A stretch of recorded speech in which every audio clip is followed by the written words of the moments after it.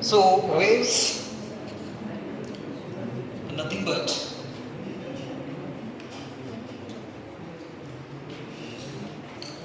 that is the disturbance in the medium. That disturbance carries energy from one place to the another place. It's called what? Wave of the. So for example, consider a calm water. So ಆರಾಮಾಗಿ ನಿಂತು ನೀರು ಒಂದು plate ತೊಗೊಂಡು ಆ plate ಮೇಲೆ ಏನು ಮಾಡ್ರಿ ನೀರನ್ನು ಹಾಕ್ರಿ, ನೀರು ನಿಲ್ಲಿಸಿ ಸುಮ್ಮನೆ ಅಂಕರ್ ಬಿಡಂಗಿಲ್ಲ, ಹೌದಿಲ್ಲ? ಏನು ಮಾಡ್ತೀರಾ? ಶಾಂತ ಇತ್ತಂದ್ರೆ ನೀರು ಹೋಗಿ ಏನು ಮಾಡ್ತೀವಿ ಅದ್ರಾಗ ಕಲ್ಲು ಹೋಗಿರ್ತೀವಿ, ಇಲ್ಲ ಬಾಜುದವ್ರನ್ನ ಬಟ್ ಏನಾರ ಒಂದು ಮಾಡ್ತೀವಿ. ಸೊ ಹಾಗಾದ್ರೆ ಇಲ್ಲೊಂದು ಕಲ್ಲು ಏನಾದರೂ ನಾವು ಹಿಂಗೆ ಒಗೆದ್ವಿ ಅಂದರೆ ಇದು ಮೀಡಿಯಂ ಇದೆ, ದಿಸ್ ದ ಮೀಡಿಯಂ, ರೈಟ್?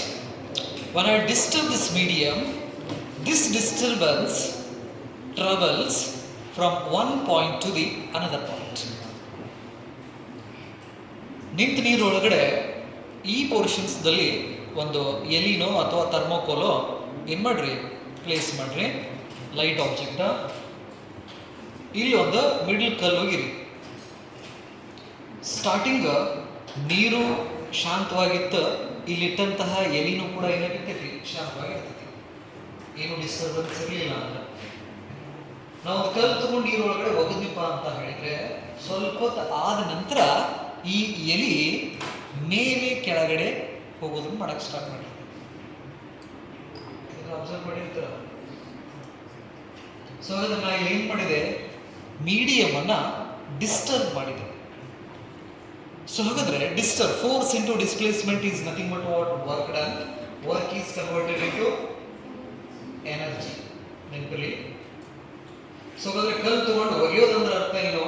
ಕಲ್ಲು ತಗೊಂಡೆ, ಫೋರ್ಸ್ ಹಾಕಿದೆ, ಅದನ್ನು ಡಿಸ್ಪ್ಲೇಸ್ ಮಾಡಿದೆ. Force into displacement is nothing but what work done. Force into displacement, that is F S cos theta ಅಂತ ನಾವು ಕರಿತೀವಿ. Okay.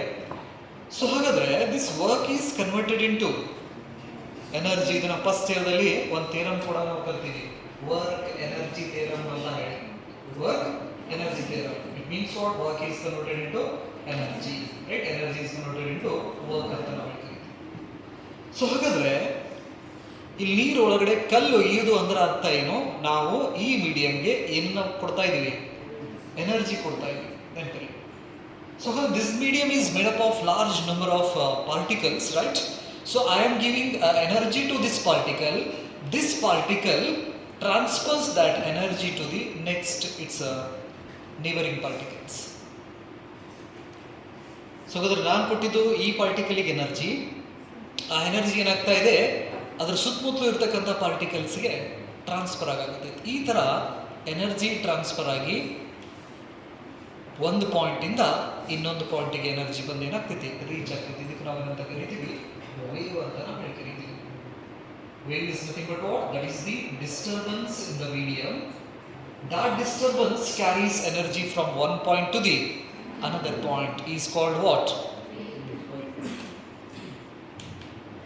So in nature we have different types of waves. So ಅದರ nature ಒಳಗಡೆ ನಾವು ಬೇರೆ ಬೇರೆ ರೀತಿ ವೇವ್ಸ್ ಅನ್ನು ನಾವು ಅಬ್ಸರ್ವ್ ಮಾಡ್ತೀವಿ. The types of waves. One is mechanical waves.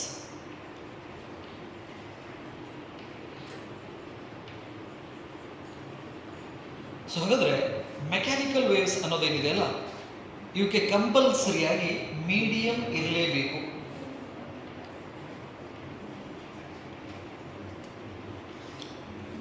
So it required a medium to propagate energy from one place to the another place. Medium ಅನ್ನ ಇಟ್ಕೊಂಡು ಎನರ್ಜಿನ ಪ್ರೊಪಗೇಟ್ ಮಾಡಕತ್ತಿದ್ವು ಅಂದ್ರೆ ಅಂಥ ವೇವ್ಸ್ ನಾವು ಮೆಕ್ಯಾನಿಕಲ್ ವೇವ್ಸ್ ಅಂತ ನಾವು ಕರಿತೀವಿ. ಮೆಕ್ಯಾನಿಕಲ್ ವೇವ್ಸ್ ನಲ್ಲಿ ಎರಡು ರೀತಿ ವೇವ್ಸ್ ಮತ್ತೆ ನಾವು ಸ್ಟಡಿ ಮಾಡ್ತೀವಿ. One is longitudinal wave and another one is transverse wave.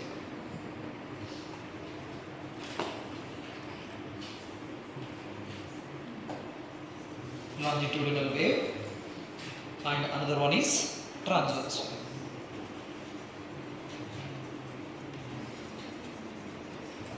Transverse wave. So ಹಾಗಾದ್ರೆ ಫಸ್ಟ್ ಇಯರ್ದಲ್ಲಿ ನಾವು ಈ ಮೆಕ್ಯಾನಿಕಲ್ ವೇವ್ಸ್ ಬಗ್ಗೆ ಸ್ಟಡಿ ಮಾಡಿರೋ ಲಾಸ್ಟ್ ಚಾಪ್ಟರ್ ವೇವ್ಸ್ ಅಂತ ಹೇಳಿದೆಯಲ್ಲ, ಅಲ್ಲಿ ನಾವು ಯಾವ ವೇವ್ ಬಗ್ಗೆ ಸ್ಟಡಿ ಮಾಡ್ತೀವಿ? ಮೆಕ್ಯಾನಿಕಲ್ ವೇವ್ ಬಗ್ಗೆ ಸ್ಟಡಿ ಮಾಡ್ತೀವಿ. ಒಂದು ಲಾಂಜಿಟ್ಯೂಡಿನಲ್ ಮತ್ತೆ ಟ್ರಾನ್ಸ್ವರ್ಸ್ ವೇವ್. ಸೊ ಹಾಗಾದ್ರೆ longitudinal waves are nothing but what the particles of the medium vibrates parallel to the direction of propagation of energy. So hagadre this is the direction of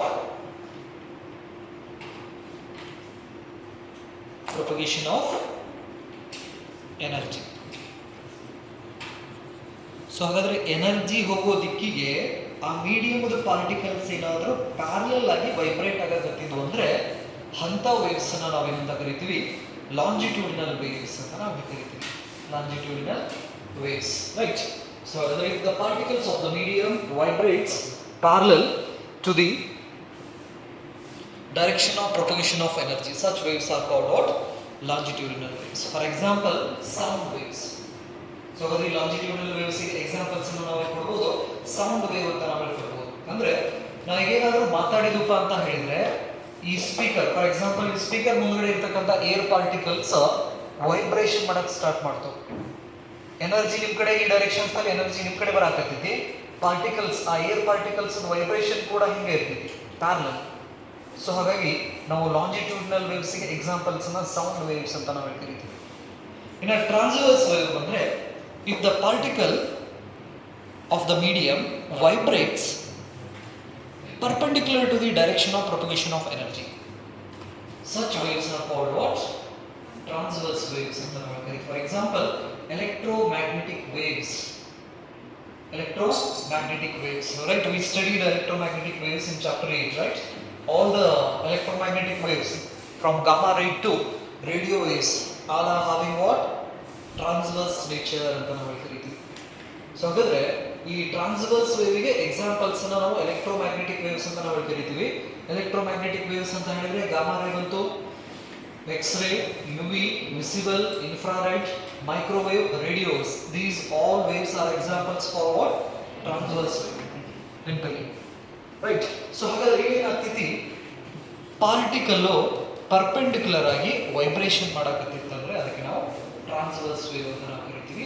ಇವುಗಳದ್ದು speed ಎಷ್ಟು, ಯಾವ ಮೀಡಿಯಂದಲ್ಲಿ ಇವು propagate ಆಗ್ತಾವೆ ಅನ್ನೋದನ್ನ ನಾವು first waves chapter ನಲ್ಲಿ study ಮಾಡ್ತೀವಿ. Right? Next ಇದು mechanical wave ಅಂತ ನಾವು ಹೇಳ್ತೀವಿ. ಸೊ ಹಾಗಾದ್ರೆ ಮೆಕ್ಯಾನಿಕಲ್ ವೇವ್ಸ್ ಗೆ ಕಂಪಲ್ಸರಿ ಆಗಿ ಏನ್ ಬೇಕು? ಮೀಡಿಯಂ ಬೇಕು. ನೆನಪಲ್ಲಿ ಕಾಂಪಿಟೇಟಿವ್ ಎಕ್ಸಾಮ್ಸ್ ಒಳಗಡೆ ಕೇಳಿದಾರೆ ಮೇಲ್ಗಡೆ ಮೆಕ್ಯಾನಿಕಲ್ ವೇವ್ಸ್ ಅಂದ್ರೆ ಲಾಂಜಿಟ್ಯೂಡ್ನಲ್ ಇರ್ಬೋದು, ಟ್ರಾನ್ಸ್ವರ್ಸ್ ಇರ್ಬೋದು. ಸೊ ಅದೇನಾದ್ರೂ ಮೆಕ್ಯಾನಿಕಲ್ ವೇವ್ ಆಗಿತ್ತಪ್ಪ ಅಂತ ಹೇಳಿದ್ರೆ ಅದಕ್ಕೆ ಕಂಪಲ್ಸರಿ ಮೀಡಿಯಂ ಬೇಕು, ಅಥವಾ ಮೀಡಿಯಂ ಇಟ್ಟುಕೊಂಡೇ ಎನರ್ಜಿನ ಪ್ರೊಪಗೇಟ್ ಮಾಡಕತ್ತಂದ್ರೆ ಆ ವೇವ್ಸ್ಗೆ ನಾವು ಮೆಕ್ಯಾನಿಕಲ್ ವೇವ್ ಅಂತ ಕರಿತೀವಿ. Next the second one is electromagnetic waves.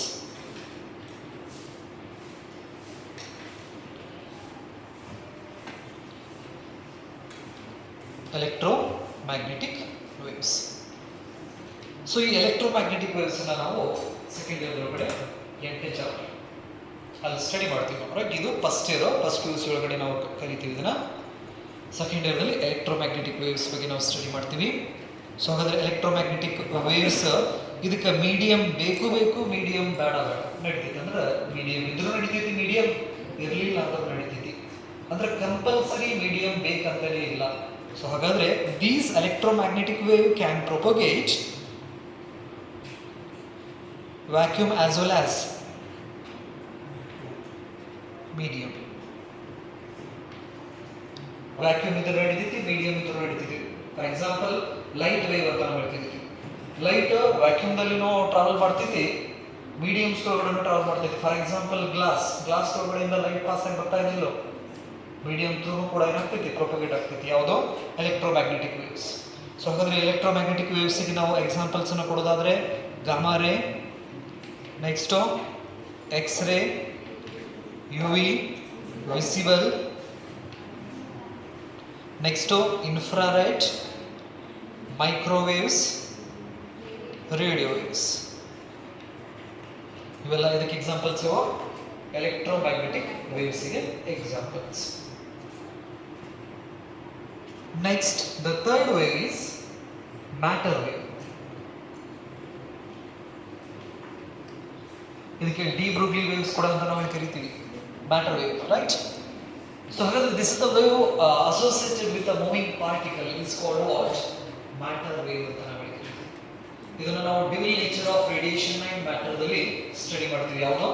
ಈ ಮ್ಯಾಟರ್ ವೇವ್ ಬಗ್ಗೆ. ಅಂದ್ರೆ ಒಂದು ಪಾರ್ಟಿಕಲ್ ಮೋಷನ್ಸ್ ಒಳಗಡೆ ಇತ್ತಂದ್ರೆ ಆ ಮೋಷನ್ಸ್ ದಲ್ಲಿರ್ತಕ್ಕಂಥ ಪಾರ್ಟಿಕಲ್ಸ್ ಹತ್ರ ಇರ್ತಕ್ಕಂತಹ ವೇವಿಗೆ ನಾವೇನಂತ ಕರಿತೀವಿ? ಮ್ಯಾಟರ್ ವೇವ್ ಅಂತ ನಾವು ಕರಿತೀವಿ. Matter wave. We will study next chapter, dual nature of radiation and matter. So in nature, we have different types of waves. One is mechanical wave, electromagnetic wave, and matter wave. Therefore, we can define physics in terms of waves. So ಹಾಗಾದ್ರೆ physics ನ ನಾವು waves ದಲ್ಲಿ ಹೆಂಗೆ define ಮಾಡ್ಕೋಬಹುದು ಅಂದ್ರೆ, physics ಅಂದ್ರೆ it is the study of different types of waves. Mechanical wave, electromagnetic wave and matter wave. ನಾವೇನು ಸದ್ಯ ಏನಿದೆಯಲ್ಲ ಇಲ್ಲಿ ಎಲೆಕ್ಟ್ರೋಮ್ಯಾಗ್ನೆಟಿಕ್ ವೇವ್ಸ್ ಇದಾವೆ, ಹೌದಾ? ಮೆಕ್ಯಾನಿಕಲ್ ವೇವ್ಸ್ ಇದಾವೆ, ನೆಕ್ಸ್ಟ್ ಪಾರ್ಟಿಕಲ್ಸ್ ಮೋಷನ್ಸ್ ಒಳಗಡೆ ಇದಾವೆ, ಹಾಗಾಗಿ ಮ್ಯಾಟರ್ ವೇವ್ಸ್ ಕೂಡ ಇದಾವೆ ಇಲ್ಲಿ, ರೈಟ್? ಫೈನ್. ಮ್ಯಾಟರ್ ವೇವ್ ನ ಸೆಕೆಂಡ್ ಇಯರ್ ಸ್ಟಡಿ ಮಾಡ್ತೀವಿ. ಹಾಗಾದ್ರೆ ಫಿಸಿಕ್ಸ್ ಅಂದ್ರೆ ನಾವು ಫೋರ್ಸ್ ಭಾಷೆಯಲ್ಲಿ ಡಿಫೈನ್ ಮಾಡಬಹುದು, ನೆಕ್ಸ್ಟ್ ಮೋಷನ್ ಭಾಷೆಯಲ್ಲಿ ಡಿಫೈನ್ ಮಾಡಬಹುದು, ನೆಕ್ಸ್ಟ್ ವೇವ್ಸ್ ಭಾಷೆಯಲ್ಲಿ ಡಿಫೈನ್ ಮಾಡಬಹುದು. ಹಾಗಾದ್ರೆ ಫಸ್ಟ್ ಇಯರ್ ಮತ್ತು ಸೆಕೆಂಡ್ ಇಯರ್ ಫಿಸಿಕ್ಸ್ ದಲ್ಲಿ ನೀವು ಎದ್ರ ಬಗ್ಗೆ ಕಲಿತೀರಾ ಅಂತ ಅಂದ್ರೆ 4 ಫೋರ್ಸಸ್ ಬಗ್ಗೆ ಕಲಿತೀರಾ. This is the total over all about the first year and second year physics, right? 4 fundamental forces. ಯಾವುದು? Gravitational force, electromagnetic force, strong nuclear force, weak nuclear force. Gravitational force, electromagnetic force, strong nuclear force, weak nuclear force. These are the 4 forces. Next we have 3 types of motion, right? That is straight line motion, or rectilinear propagation, rotational motion. Next, oscillations. Next, we have 3 types of waves. One is mechanical wave, electromagnetic wave, and matter. So, ಇದರ ಜೊತೆಗೆ ನಾವು ಇನ್ನೊಂದು branch thermodynamics ಅನ್ನೋ ಒಂದು branch ನ ಕರಿತೀವಿ. Thermodynamics. Next ಈ ಕಡೆ ಬಂದ್ರೆ modern physics. Modern physics and semiconductor. So this is all about what we study first year and second year physics. So ಹಾಗಾದ್ರೆ ಫಸ್ಟ್ ಇಯರ್ ಮತ್ತು ಸೆಕೆಂಡ್ ಇಯರ್ ಫಿಸಿಕ್ಸ್ ನಲ್ಲಿ ನಾವು ಕಲಿಯೋದು ಇವಿಷ್ಟು ಕಾನ್ಸೆಪ್ಟ್ಸ್ ಬಗ್ಗೆ ನಾವು ಕಲಿತೀವಿ. ಡಿಫರೆಂಟ್ ಬ್ರಾಂಚಸ್ ಆಫ್ ಫಿಸಿಕ್ಸ್ ಅನ್ನ ಸ್ಟಡಿ ಮಾಡ್ತೀವಿ ನಾವು, ರೈಟ್? ಸೊ ಈ ತರ ಫಿಸಿಕ್ಸ್ ಅನ್ನ ನಾವು ವೇವ್ಸ್ ಭಾಷೆಯಲ್ಲಿ ಡಿಫೈನ್ ಮಾಡ್ಕೋಬಹುದು. ಸೊ ಹಾಗಾದ್ರೆ ಫಿಸಿಕ್ಸ್ ನ ವೇವ್ ಭಾಷೆಯಲ್ಲಿ ಹೆಂಗೆ ಡಿಫೈನ್ ಮಾಡ್ಕೋಬಹುದು? It is the study of 3 types of waves. One is mechanical waves, electromagnetic wave and matter wave ಅಂತ ನಾವು ಕರಿತೀವಿ. ಸೊ ಹಾಗಾದ್ರೆ ನಾವು ಸ್ಟಡಿ ಮಾಡಬೇಕಾಗಿರೋದು ಈಗ ಎಲೆಕ್ಟ್ರೋಮ್ಯಾಗ್ನೆಟಿಕ್ ವೇವ್ಸ್. ಅದರಲ್ಲಿನೂ ಕೂಡ ದಿಸ್ ವಿಸಿಬಲ್ ಲೈಟ್. ಸೊ ಹಾಗಾದ್ರೆ in electromagnetic waves we studied about the properties and characteristic and examples of these electromagnetic waves. Electromagnetic chapter ಒಳಗಡೆ ಇವನ್ನೆಲ್ಲ ನಾವು ಸ್ಟಡಿ ಮಾಡಿದ್ವಿ. ಅವು ವೇವ್ಸ್ ಫ್ರೀಕ್ವೆನ್ಸಿ ಏನೋ, ವೇವ್ ಲೆಂತ್ ಏನೋ, ನೆಕ್ಸ್ಟ್ ಅದರ ಯೂಸಸ್ ಏನೋ, ರೈಟ್? ಸೊ ಹಾಗಾದ್ರೆ ಈ ವಿಸಿಬಲ್ ಲೈಟ್ ಏನಿದೆಯಲ್ಲ, this is the responsible to see the object which are present in around us. ನಮ್ಮ ಸುತ್ತಮುತ್ತಲು ಏನು ವಸ್ತು ಇದಾವಲ್ಲ, ಆ ವಸ್ತುವಷ್ಟು ನಾವು ನೋಡ್ಬೇಕಂದ್ರೆ ನಮಗೆ ಬೇಕಾಗಿರೋದು ಯಾವ ವೇವ್? ವಿಸಿಬಲ್ ಲೈಟ್ ಅಂತ ನಾವು ಕರಿತೀವಿ. ಅದನ್ನ ನಾವು ಜನರಲ್ ಆಗಿ ಅಂತ ಬೆಳಕು ಅಂತ ಕರಿತೀವಿ, ಲೈಟ್. ಸೊ ವಿಸಿಬಲ್ ಲೈಟ್ ದಲ್ಲಿಯೂ ಕೂಡ ನಮಗೆ 2 ಫೀಲ್ಡ್ಸ್ ನಾವು ಅಬ್ಸರ್ವ್ ಮಾಡ್ತೀವಿ. One is a time varying electric field and another one is time varying magnetic field. ಇದು electromagnetic waves ಚಾಪ್ಟರ್ ಒಳಗಡೆ ಇದ್ರ ಬಗ್ಗೆ ನಾವು ಡಿಸ್ಕಷನ್ಸ್ ಅನ್ನು ಮಾಡಿವಿ.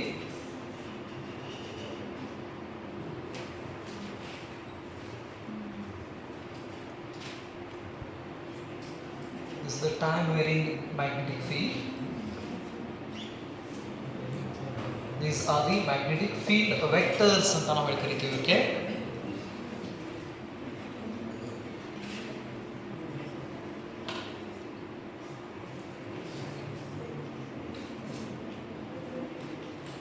these are time varying electric field vectors.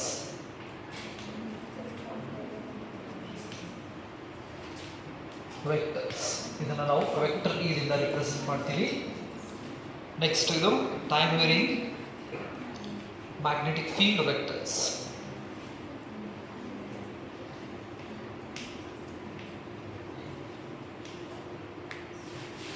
Magnetic field vectors ಇದನ್ನ ವೆಕ್ಟರ್ ಇದಿಂದ ರಿಪ್ರೆಸೆಂಟ್ ಮಾಡ್ತೀವಿ.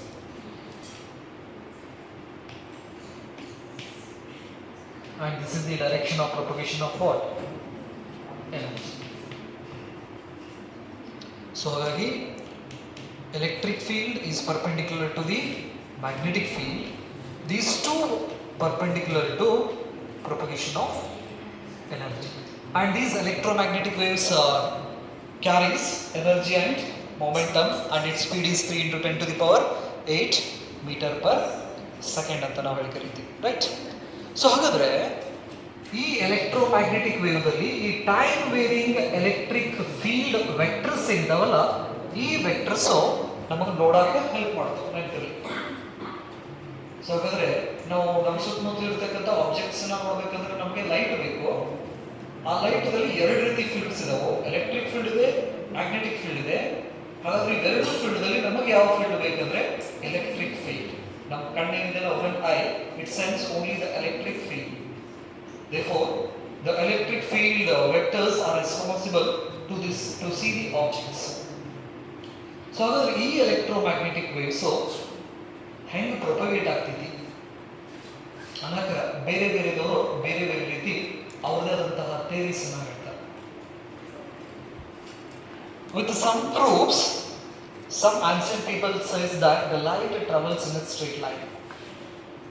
So ಹಾಗಾದ್ರೆ ಕೆಲವೊಂದಿಷ್ಟು ಪ್ರೂಫ್ಸ್ ಅನ್ನು ತಗೊಂಡು ಹಿಂದಿನ ಕಾಲದವರು ಈ ಬೆಳಕು ಹೆಂಗೆ ಪ್ರೊಪಗೇಟ್ ಆಗ್ತೈತಿ ಅಂತ ಹೇಳಿ ಅವ್ರದೇ ಆದಂತಹ ಥಿಯರಿನ ತಿಳಿಸ್ಕೊಡ್ತಾರ. ಅದಕ್ಕೆ ಎಕ್ಸಾಂಪಲ್ಸ್ ಹೇಳ್ಬೇಕಂದ್ರೆ ನೆರಳು ಬೀಳ್ತೈತಿ, ಸ್ಯಾಡೋ, ಬಿಸಿಲ ನಿಂತ ನೆರಳು ಬೀಳ್ತೈತಿ, ಹೌದಿಲ್ಲ? ಬೀಳ್ತೈತಿ ಬೀಳಂಗಿಲ್ಲ? ಬೀಳ್ತೈತಿ. ನೆಕ್ಸ್ಟ್ ಸೂರ್ಯಗ್ರಹಣ, ಚಂದ್ರಗ್ರಹಣ ಅಂತ ಹೇಳ್ತೀವಿ ನಾವು, lunar Eclipse and solar Eclipse. These are the some evidence to say that the light travels in a straight line. ನೆರಳು ಬೀಳೋದು ಅಥವಾ ಸೂರ್ಯಗ್ರಹಣ, ಚಂದ್ರಗ್ರಹಣ ಆಗೋದನ್ನ ಆಧಾರವಾಗಿ ಇಟ್ಕೊಂಡು ಬೆಳಕು ಹೆಂಗೆ ಹೋಗ್ತೈತಿ ಅನ್ನೋದನ್ನ ಹೇಳಿದ್ರಂದ್ರೆ ಸ್ಟ್ರೇಟ್ ಲೈನ್ ನಲ್ಲಿ ಹೋಗ್ತೈತಿ ಅಂತ ಹೇಳಿ ಕೆಲವೊಂದಿಷ್ಟು ಜನ ಏನ್ ಮಾಡಿದ್ರು, ತಿಳಿಸಿದ್ರು. ಅದನ್ನ ನಾವು ಆಪ್ಟಿಕ್ಸ್ ಒಳಗಡೆ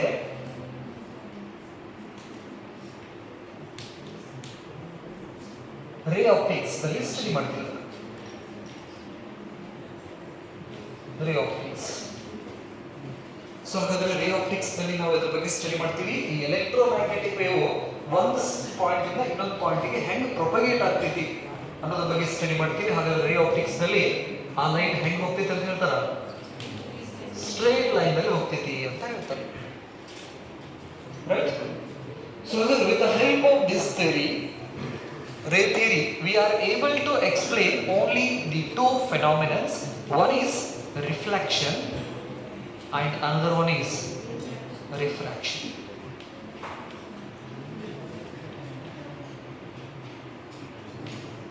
ಸೊ ಹಾಗಾದ್ರೆ ಈ ಸ್ಟ್ರೇಟ್ ಲೈನ್ ಥಿಯರಿನ ಇಟ್ಕೊಂಡು ಏನೇನು ಫಿನಾಮಿನನ್ಸ್ ನ ಎಕ್ಸ್ಪ್ಲೈನ್ ಮಾಡಕ್ ಸಾಧ್ಯ ಆಯ್ತು ಅಂದ್ರೆ, ಒಂದು ರಿಫ್ಲೆಕ್ಷನ್, ಇನ್ನೊಂದು ರಿಫ್ರಾಕ್ಷನ್ ಫಿನಾಮಿನ.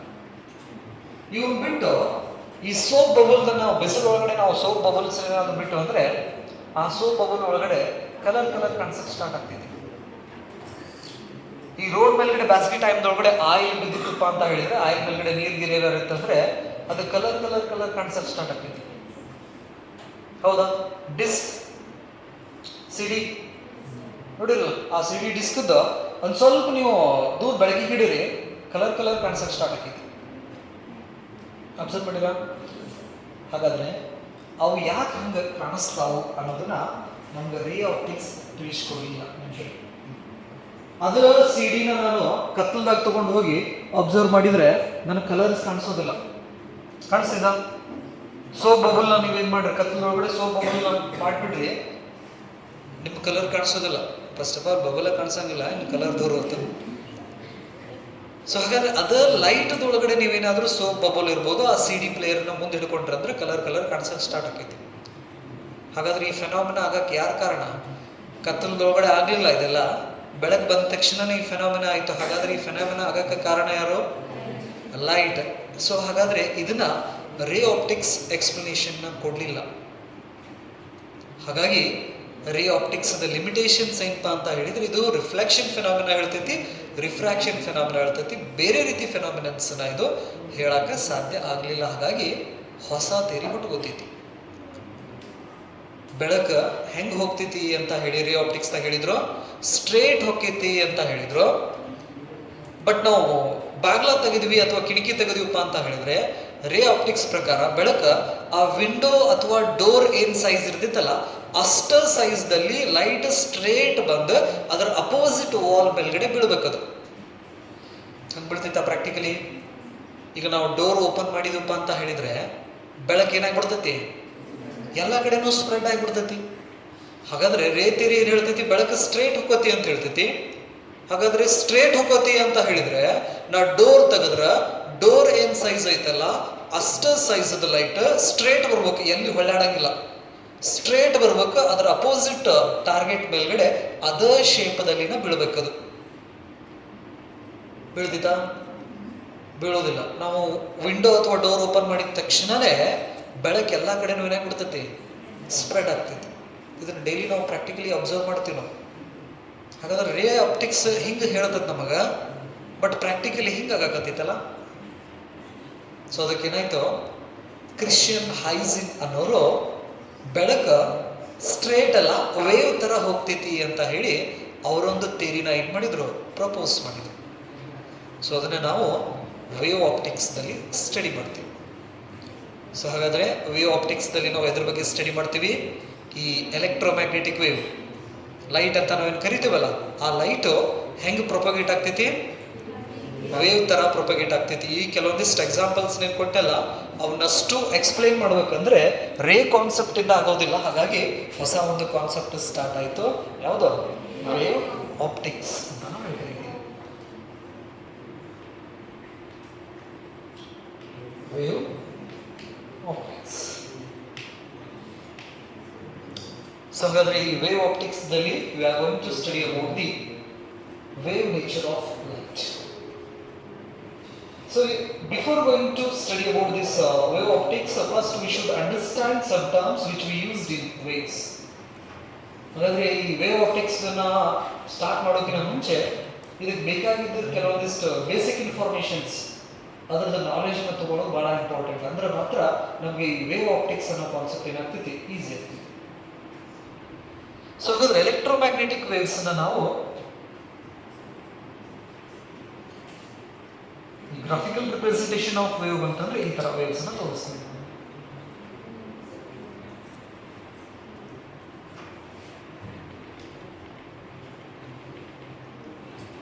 ಝೀರೋ ಇದು ಪಾಸಿಟಿವ್ ಮ್ಯಾಕ್ಸಿಮಮ್, ಇದು ನೆಗೆಟಿವ್ ಮ್ಯಾಕ್ಸಿಮಮ್.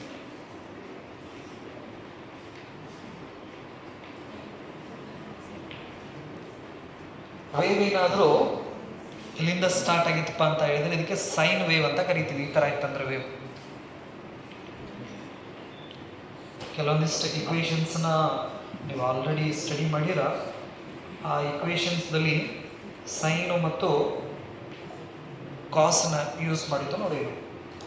ಸಪೋಸ್ ವೇವ್ ಏನಾದರೂ ಇಲ್ಲಿಂದ start ಆಗಿತ್ತಂದ್ರೆ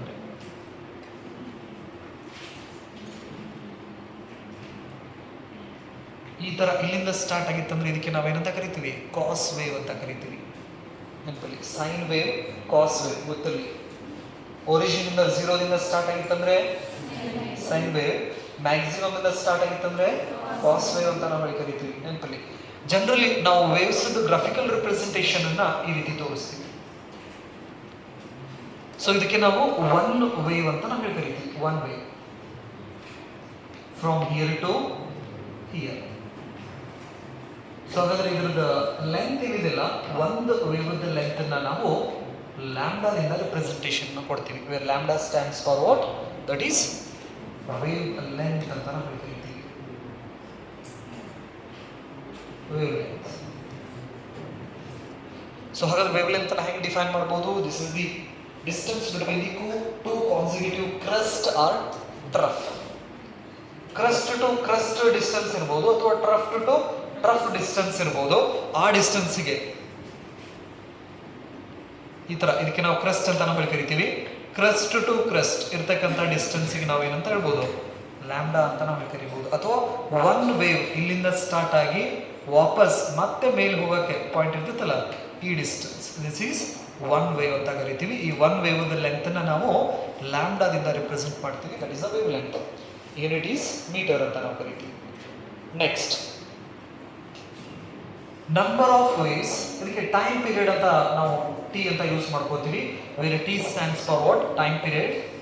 that is the time taken by this waves to complete one cycle. So ಅದು ಒನ್ ಸೈಕಲ್ ಇರ್ಬೋದು, ಒನ್ ಸರ್ಕಲ್ ಇರ್ಬೋದು. ಆ ಒನ್ ಸೈಕಲ್ ಅನ್ನ ಕಂಪ್ಲೀಟ್ ಮಾಡಕ್ಕೆ ತಗೊಳ್ಳುವಂತ ಟೈಮಿಗೆ ನಾವೇನಂತ ಹೇಳ್ತೀವಿ? ಟೈಮ್ ಪೀರಿಯಡ್ ಅಂತ ನಾವು ಕರಿತೀವಿ. ಅದನ್ನ ಕ್ಯಾಪಿಟಲ್ ಟಿ ದಿಂದ ರಿಪ್ರೆಸೆಂಟ್ ಮಾಡ್ತೀವಿ. ನಾವೇನಾದರೂ ಸ್ಮಾಲ್ ಟಿ ನ ಯೂಸ್ ಮಾಡಿದ್ವಿ ಅಂದ್ರೆ it is a instantaneous time. Time at a particular instant of time ಅಂತ ನಾವು ಕರಿತೀವಿ. ಇದಕ್ಕೆ particular instant of time, that is instantaneous time in period. Small T instantaneous time, capital ಟಿಗೆ ನಾವೇನಂತ ಹೇಳ್ತೀವಿ? ಟೈಮ್ ಪೀರಿಯಡ್ ಅಂತ ನಾವು ಕರಿತೀವಿ. Time period. Next, we use word frequency. Frequency is nothing but what? That is 1 divided by time period. The relation is F is equal to 1 divided by T anta karithivi. The unit is hertz. Number of waves per second is called what? Frequency anta navu karithivi. Adra unit ಏನು? hertz anta navu karithivi. Next, the relation between frequency and wavelength. Electromagnetic waves ಅಲ್ಲಿ ಕೂಡ discussion ಮಾಡಿದ್ದು. So where C stands for speed of light, this is equal to the product of wavelength and frequency. So ಹಾಗಾಗಿ ಇದು constant ಇರೋದ್ರಿಂದ ಈ value, the value of C is 3 into 10 to the power 8 in a vacuum or air, right? So we can write frequency is proportional to 1 divided by wavelength ಅಂತ ನಾವು ಹೇಳ್ತೀವಿ. This is the relation between what? Frequency and wavelength. ಇದೊಂದು equations ಗೊತ್ತಿರಲಿ. Speed of light ಅಂತ ನಾವು ಕರಿತೀವಿ. So ಹಾಗಾದ್ರೆ time period, next frequency, wave length.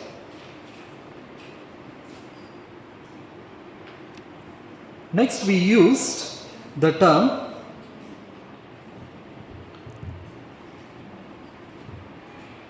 Angular frequency, angular velocity. Next ನಾವು ಯೂಸ್ ಮಾಡೋ ಟರ್ಮ್ಸ್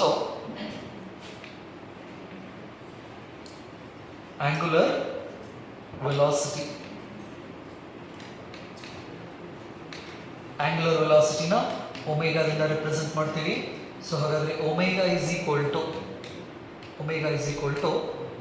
ಸೊ ಹಾಗಾದ್ರೆ ಒಂದು ಕಂಪ್ಲೀಟ್ ವೇವ್ ಅನ್ನ ನಾವು ಕನ್ಸಿಡರ್ ಮಾಡಿದ್ರೆ ಎಷ್ಟು ಆಂಗಲ್ ಅನ್ನ ಇದು ಟ್ರಾವೆಲ್ ಮಾಡ್ತಿತ್ತಂದ್ರೆ 360 ಡಿಗ್ರಿ ಅಂತ ನಾವು ಕರಿತೀವಿ. ಸೊ ಅಂದ್ರೆ ನಾವು ಸರ್ಕ್ಯುಲರ್ ಮೋಷನ್ ಅನ್ನ ತಗೊಂಡು ವೇವ್ಸ್ ನ ಡಿಸ್ಕ್ರೈಬ್ ಮಾಡ್ತೀವಿ. ಒಂದು ಸರ್ಕಲ್ ಕಂಪ್ಲೀಟ್ ಆಗಿತ್ತು ಅಂದ್ರೆ ಎಷ್ಟು ಆಂಗಲ್ ಅನ್ನ ಅದು ಕವರ್ ಮಾಡ್ದಂಗೆ? 360 ಡಿಗ್ರಿ. ಆ 360 ಡಿಗ್ರಿನ ನಾವು ಹೆಂಗ್ ಬರಿಬಹುದು? 360 ಡಿಗ್ರಿ ಒಂದು ರೊಟೇಷನ್ ಎಷ್ಟು ಟೈಮ್ ತಗೋತದ? ಕ್ಯಾಪಿಟಲ್ ಟಿ ಟೈಮ್ ತಗೋತೈತಿ. ಸೊ ಹಾಗಾದ್ರೆ 360ನ ನಾವು 2 ಅಂತ ಬರಿಬಹುದಲ್ಲ? This is the expression of what? Angular velocity and its unit is radian per second. ಇದು angular velocity ಐತಿ. ಇನ್ನ angular frequency ಅಂತ ಬಂತಂದ್ರೆ angular frequency. Angular frequency ನು ಕೂಡ ಒಮೆಗಾದಿಂದನೇ ಹೇಳ್ತೀವಿ ನೆನಪಿರಲಿ. Because we have the relation between frequency and time period. 1 by t is nothing but what? Frequency ಅಂತ ನಾವು ಕರಿತೀವಿ. ಸೊ ಹಾಗಾಗಿ 1/t ಇದ್ದಲ್ಲಿ ನಾವೇನು ಬರಿಬೋದು, 2π f ಅಂತ ಬರೀಬಹುದು, ಅಥವಾ omega is equal to 2π nu ಕೂಡ ಅಂತ ಬರೀಬಹುದು. This is the expression of what, angular frequency, angular velocity, angular frequency.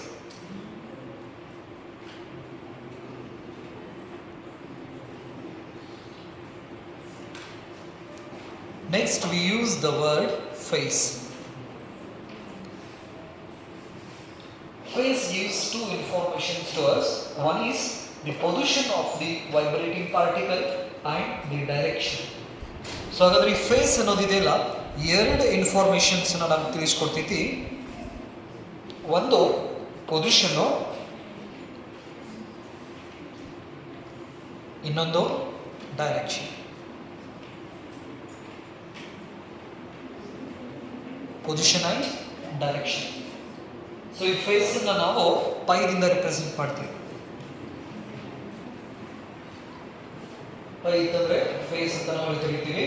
So ಹಾಗಾದ್ರೆ ಆ ಫೇಸ್ ನಮಗೆ ಎದರದ್ರ ಬಗ್ಗೆ ಇನ್ಫಾರ್ಮೇಷನ್ ಕೊಡ್ತೈತಿ, ಪೊಸಿಷನ್ನು ಮತ್ತು ಡೈರೆಕ್ಷನ್, ಆ ವೇವ್ದ ಪೊಸಿಷನ್ ಮತ್ತು ಡೈರೆಕ್ಷನ್ಸ್ ಬಗ್ಗೆ ತಿಳಿಸ್ತಕ್ಕಂತಹ ಟರ್ಮ್ ಫೇಸ್ ಅಂತ ನಾವು ಕರಿತೀವಿ, ಫೇಸ್.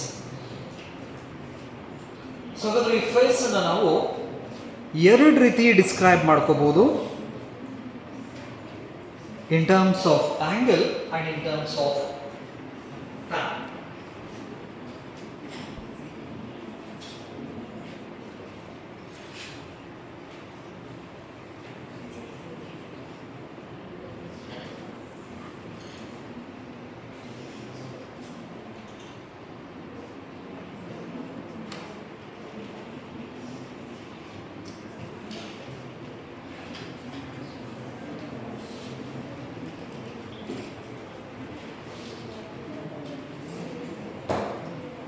ಒಂದು ಕಂಪ್ಲೀಟ್ ವೇವ್ನ ಕನ್ಸಿಡರ್ ಮಾಡ್ತೀನಿ.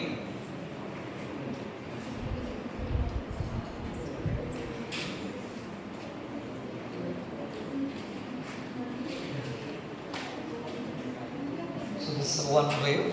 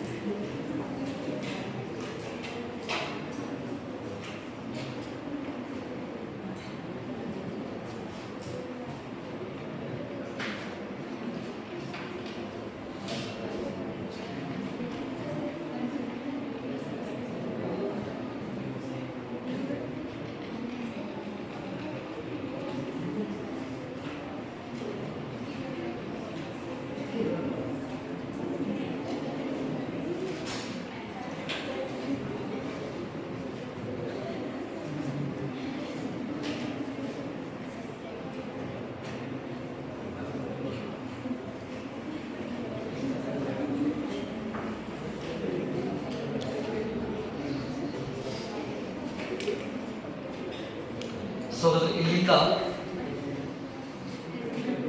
ಇಲ್ಲಿ ಮಟ್ಟ ನಾವೇನಂತ ಹೇಳ್ತಿದ್ದಕ್ಕೆ ವೇವ್ ಲೆಂತ್ ಅಂತ ಕರಿತೀವಿ, lambda. So from here to here,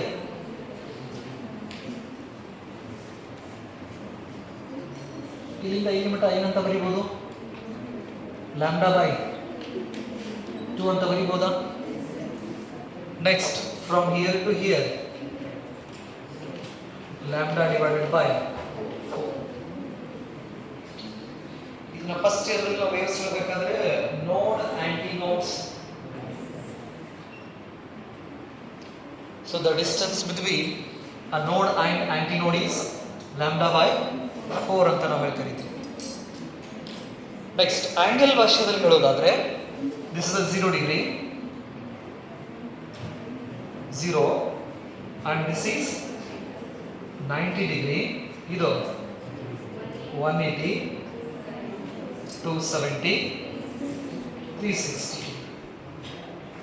in terms of ಪೈದಲ್ಲಿ ನಾವು ಬರಿಬೋದಾದ್ರೆ ಇಲ್ಲಿ ಏನು ಬರೀತೀರ, this is pi by 2 here, this is pi, ಇಲ್ಲಿ 3 pi by 2 and here 2 pi. ಇದು ಆ್ಯಂಗಲ್ದಲ್ಲಿ. ನಾವು ಟೈಮ್ನ ತಗೊಂಡ್ರೆ ಇಲ್ಲಿಂದ ಇಲ್ಲಿ ಮಟ್ಟ ಎಷ್ಟು ಟೈಮ್ ತಗೋತಿತ್ತದು? That is the capital T. Right. So ಹಾಗಾದ್ರೆ ನೆಕ್ಸ್ಟ್ ಇಲ್ಲಿಂದ ಇಲ್ಲಿ ತನ T by 2 from here to here T by 4 ಅಂತ ನಾವು ಕರಿತೀವಿ. ಸೊ ಹಾಗಾದ್ರೆ ಟೈಮ್ದಲ್ಲಿ ಹೇಳೋದಾದ್ರೆ 0 from here this is T by 4 and this one is t by 2 and here 3t by 4 and here capital T. ಇದು ಗೊತ್ತಿರಬೇಕಾ?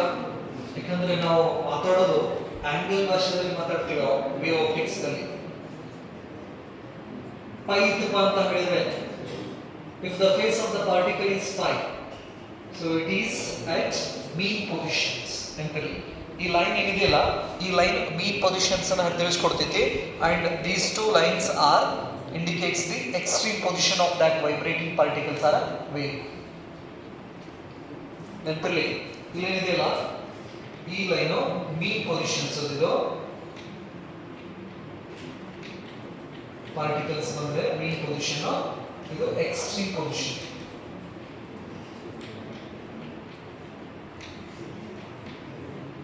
ಇದು ಕೂಡ extreme, upper extreme, lower extreme position.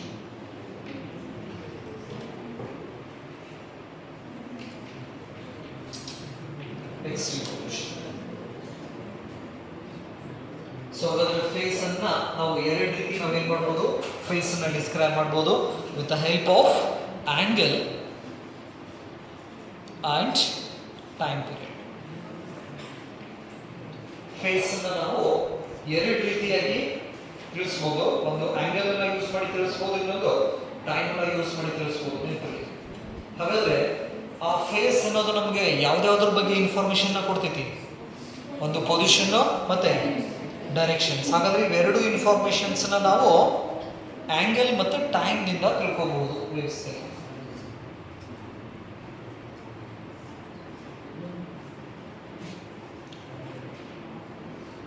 So ಹಾಗಾದ್ರೆ ಒಂದು ವೇವ್ ಅನ್ನ ನಾವು ಕನ್ಸಿಡರ್ ಮಾಡಿದ್ರೆ ಅದರ ವೇವ್ ಲೆಂತ್ ಲ್ಯಾಂಬ್ಡಾ, ನೆಕ್ಸ್ಟ್ ಎಷ್ಟು ಫೇಸ್ ಚೇಂಜ್ ಆಗ್ತೈತಿ ಒಂದು ವೇವ್ದಲ್ಲಿ? 2π ಫೇಸ್ ಚೇಂಜ್ ಆಗ್ತೈತಿ. ಸೊ ಹಾಗಾಗಿ we can write 2π is proportional to wave length ಅಂತ ನಾವೇ ಕರಿಬೋದು. ಪ್ರಪೋರ್ಷನಲ್ ಕಾನ್ಸ್ಟೆಂಟ್ ಅನ್ನ ನಾವು ರಿಮೂವ್ ಮಾಡಿದೆವಪ್ಪ ಅಂತ ಹೇಳಿದ್ರೆ 2π is equal to k into lambda, therefore k is equal to 2π divided by lambda ಅಂತ ನಾವು ಕರಿತೀವಿ. ಸೊ ಇದು ರಿಲೇಷನ್ಸ್ ಇದ್ರೆ ಬರ್ಕೋರಿ, ಇಲ್ಲ ಅಂದ್ರೆ k is equal to 2π divided by lambda. ಇದಕ್ಕೆ ನಾವು ವೇವ್ ಕಾನ್ಸ್ಟೆಂಟ್ ಅಂತಾನೂ ಕೂಡ ಕರಿತೀವಿ. ಒಂದ್ಸಾರಿ ಅದು ಎಕ್ಸ್ಪ್ರೆಷನ್ ಚೆಕ್ ಮಾಡ್ಕೊಂಡ್ಬಿಡ್ರಿ. ವೇವ್ ಕಾನ್ಸ್ಟೆಂಟ್ ಅಂದ್ರೆ ಒಂದು ವೇವ್ ಕನ್ಸಿಡರ್ ಮಾಡಿದ್ರೆ ಎಷ್ಟು ಆಂಗಲ್ ಅನ್ನ ಚೇಂಜ್ ಮಾಡ್ತಿತ್ತು? ಅದು 2π ಆಂಗಲ್ ಅನ್ನ ಚೇಂಜ್ ಮಾಡ್ತೈತಿ. ಅದರದ ಲೆಂತ್ ಎಷ್ಟು? ಲ್ಯಾಂಬ್ಡಾ ಅಂತ ನಾವು ಕರಿತೀವಿ. ಸೊ ಹಾಗಾದ್ರೆ ಲ್ಯಾಂಬ್ಡಾ ಮತ್ತೆ ಫೇಸ್ ರಿಲೇಷನ್ಸ್ ನಾವು ನೋಡಿದ್ರೆ 2π divided by lambda is called what? Wave constant ಅಂತ ನಾವು ಕರಿತೀವಿ. ವೇವ್ ಕಾನ್ಸ್ಟೆಂಟ್ ಅನ್ನ k ದಿಂದ ರಿಪ್ರೆಸೆಂಟ್ ಮಾಡ್ತೀವಿ.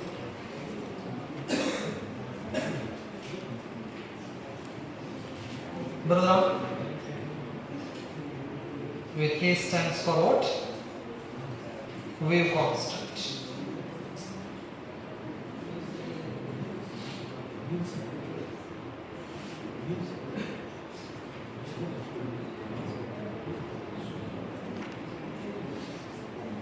This is wave constant.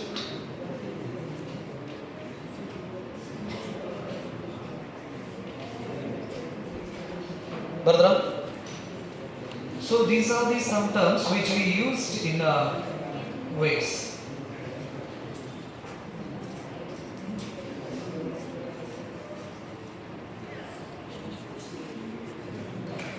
Lambda divided by, ಇನ್ನೊಂದು ಸರಿ ಚೆಕ್ ಮಾಡ್ಕೊಳ್ಳಿದು, ಅದು ವೇವ್ ಕಾನ್ಸ್ಟೆಂಟ್ ಅಂದ್ರೆ 2π divided by lambda ಆಯಿತು. lambda divided by 2π, lambda divided by 2π.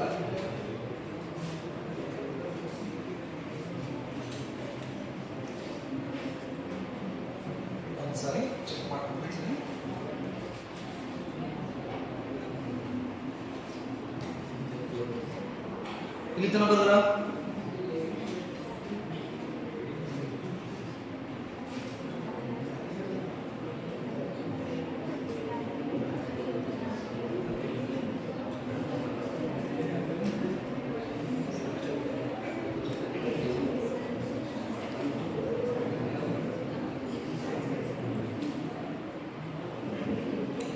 Two pi divided by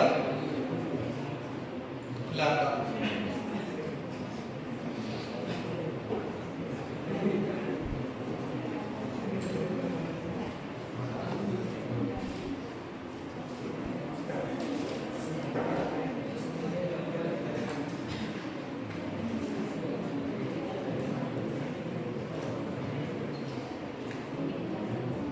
ಇದು ವೇವ್ ಕಾನ್ಸ್ಟೆಂಟ್ ಅಂತ ನಾವು ಕರಿತೀವಿ.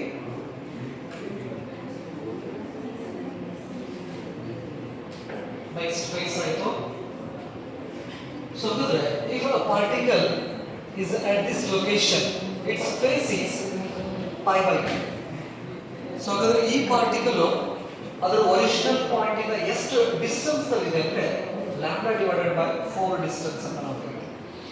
Next lambda divided by 2 distance ಅಲ್ಲಿ ಇರತಕ್ಕಂತ ಪಾರ್ಟಿಕಲ್ ಫೇಸ್ ಎಷ್ಟು? ಪೈ. ಆಂಗಲ್ಸ್ ನಿಮಗೆ ಗೊತ್ತಾಗಲಿ ಅನ್ನೋ ಸಮ ಬರಲಿ ನಾವು 180 ಡಿಗ್ರಿ ಅಂತ ಹೇಳಿ ಹೇಳಿದ್ರೆ ಟೈಮ್ ಪೀರಿಯಡ್ ಅಲ್ಲಿ ಹೇಳಬೇಕು ಬಿಟ್ರೆ ಆಂಗಲ್ಸ್ ನಲ್ಲಿ ಹೇಳಬೇಕು. ಸೊ ಹಾಗಾದ್ರೆ when the particle is at this location, its phase is pi r t by 2 ಅಂತ ನಾವು ಕರಿತೀವಿ. ಈ ತರ ನಾವು ಫೇಸ್ ನ ಯೂಸ್ ಮಾಡಿ ವೇವ್ಸ್ ದ ಎಕ್ಸ್ಪ್ರೆಷನ್ಸ್ ಕೂಡ ಮಾಡ್ತೀವಿ. y is equal to a sin omega t plus phi. ಈ ತರ ಎಕ್ಸ್ಪ್ರೆಷನ್ಸ್ ಗೊತ್ತಿರಬೇಕು ನಿಮಗೆ. y is equal to a sin omega t. So this is the expression of a vibrating particle. ನೆನಪಲ್ಲಿ ಇದು oscillation chapter ಒಳಗಡೆ ನೀವು ಸ್ಟಡಿ ಮಾಡಿರೋ first ಇಯರ್ದಲ್ಲಿ. So here y stands for instantaneous displacement and a is amplitude, sin is harmonic function, omega is angular frequency or angular velocity, and t stands for what? Instantaneous time plus pi. ಈ ತರ expressions ನೀವು ಬರೆದಿದ್ರೆ this is the expression of vibrating particle.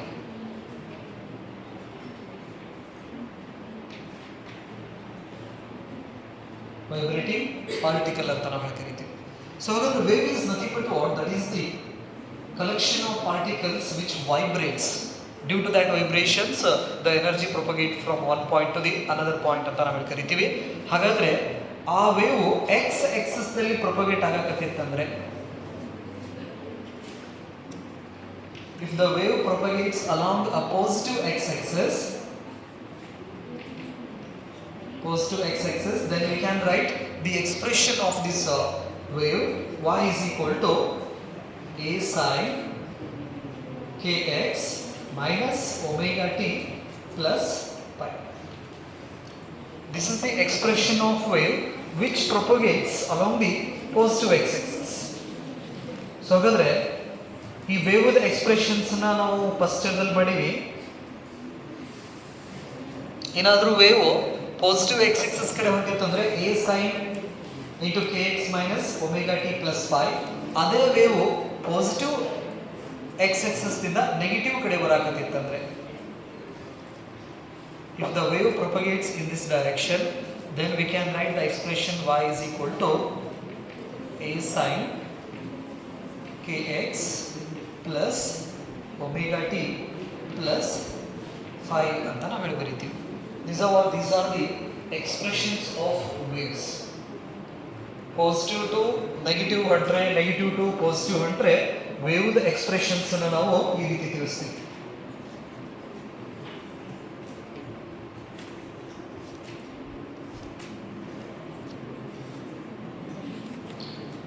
So these expressions gives the information about the displacement of the energy from its original position.